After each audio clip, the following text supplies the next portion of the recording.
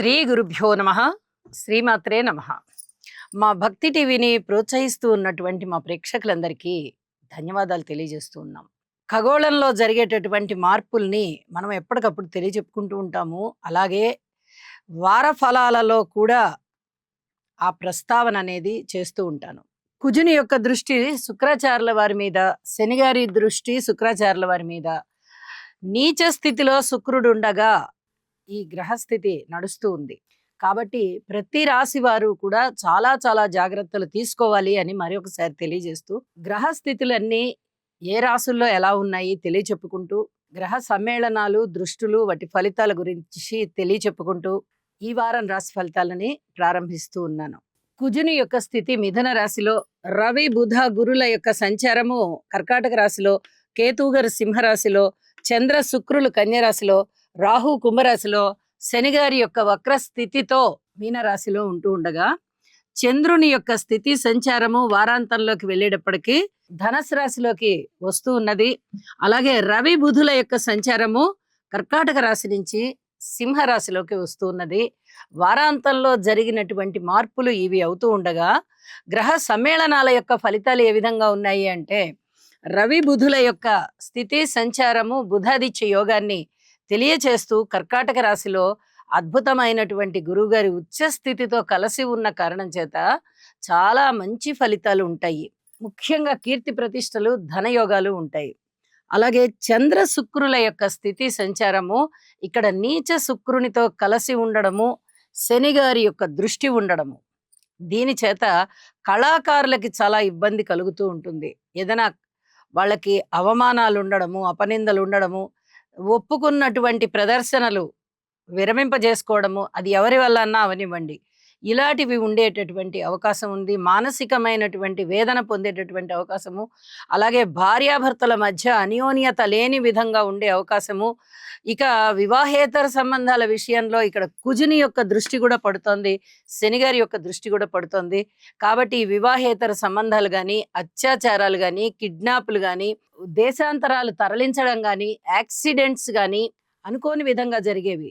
అలాగే ఈ రోగాలు, కొన్ని రోగాలు యూరినరీ ప్రాబ్లమ్స్కి సంబంధించినవి, ఆ ప్లేస్కి సంబంధించినటువంటి రోగాలు, నొప్పులు, బాధలు ఇలాంటివి కానీ ఉండేటటువంటి అవకాశం బాగా కనిపిస్తూ ఉన్నది. కాబట్టి స్త్రీలు చాలా జాగ్రత్తగా ఉండండి. స్త్రీల విషయంలో కూడా పురుషులు కూడా జాగ్రత్తగా ఉండాల్సిన పరిస్థితి. ఎందుకంటే అవమానాలు, అపనిందలు కూడా ఉండేటటువంటి పరిస్థితి ఉంది.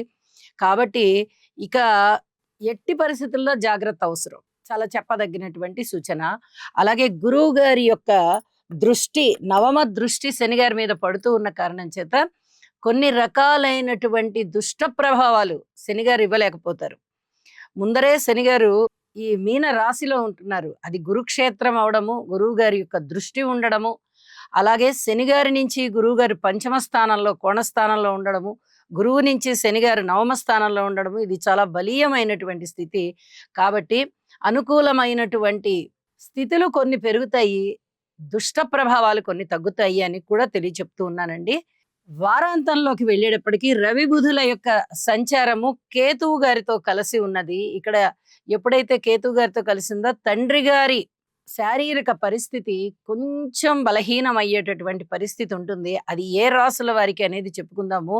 ఇది అందరూ కూడా జాగ్రత్తలు తీసుకోవాల్సినటువంటి విషయమే. ఎందువల్ల అంటే రవి కేతువుతో కలిసి రాహు దృష్టిలో ఉంటారు. కాబట్టి ఇక్కడ తండ్రి గారికి సంబంధించి పితృవంశ దోషాలు ఎవరికైనా జన్మ జాతకంలో ఉన్నట్టయితే అలాంటి వారు కూడా కొంచెం రవి, రాహు, కేతు గ్రహాలకి స్తోత్రపారాయణాలు చేసుకోవడం చాలా చాలా మంచిది అని చెప్పి తెలియజేస్తున్నానండి. ఇక రాశుల్లోకి వెళ్దాము. మీనరాశి.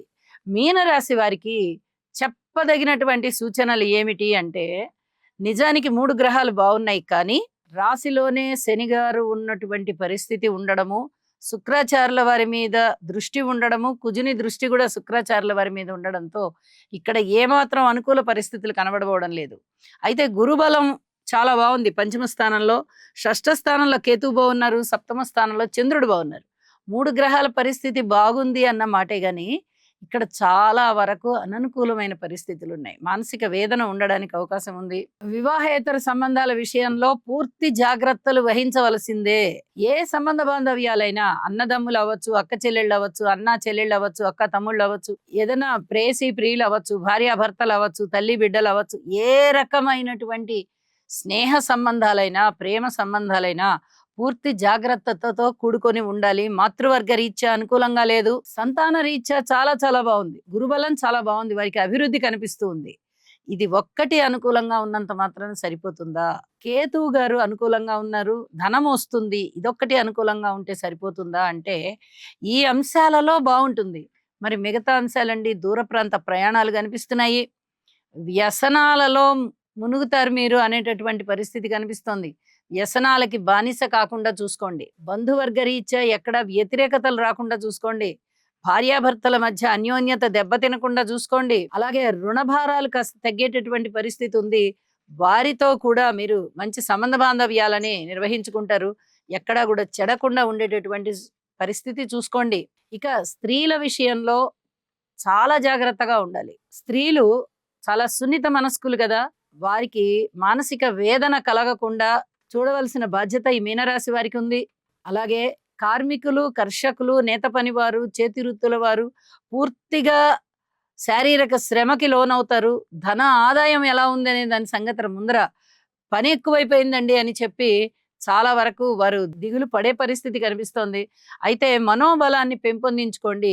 కాస్త పనులు అటు ఇటు వాయిదా పడుతున్నా చేసినా అవి ఏదో ఒక విధంగా ఒక మార్గంలో వెళ్ళిపోతూ ఉంటాయి. కానీ మనసు దెబ్బతినకుండా చూసుకోండి. ఎంత ధైర్యవంతులకైనా మీనరాశి వారికి కొంచెం పరిస్థితులు ఇలా ఏర్పడుతున్నాయి ఏంటి అనేటటువంటి ఆలోచన వస్తుంది.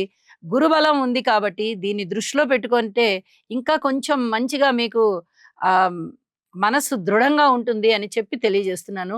యోగా చేయడం ద్వారా చాలా వరకు మీరు ఈ సమస్యల్ని గట్టెక్కగలుగుతారు అని చెప్పి తెలియజేస్తున్నాను. వారాంతంలోకి వెళ్ళేటప్పటికి దశమ స్థానంలో చంద్రుని యొక్క సంచారం చాలా అద్భుతంగా ఉంది. అలాగే షష్ఠ స్థానంలో కేతువు గారితో పాటు రవి బుధుల యొక్క సంచారం కూడా చాలా బాగుంది. ఈ వారాంతం ఎప్పుడైతే ప్రారంభం అవుతూ ఉంటుందో ఇక అప్పటి దగ్గర నుంచి మనోబలం పెరగడం కానీ, ధనము ఇబ్బడి ముబ్బడిగా రావడం కానీ, మానసిక ప్రశాంతత వృద్ధి చెందడం కానీ ఇవన్నీ కూడా ఉంటాయి అని చెప్పి తెలియజేస్తూ ఉన్నానండి. ఇక రాశిలో ఉన్నటువంటి శని గారికి తైలాభిషేకం చేయించండి తప్పనిసరిగా. స్తోత్ర పారాయణాలు చెయ్యండి. శని గారికి హనుమాన్ చాలీస మంచిగా పఠించండి. యోగా చేయండి. ఏదైనా ఆశ్రమానికి వెళ్ళండి. గురుగారి యొక్క ఆశీస్సులు కూడా తీసుకోండి.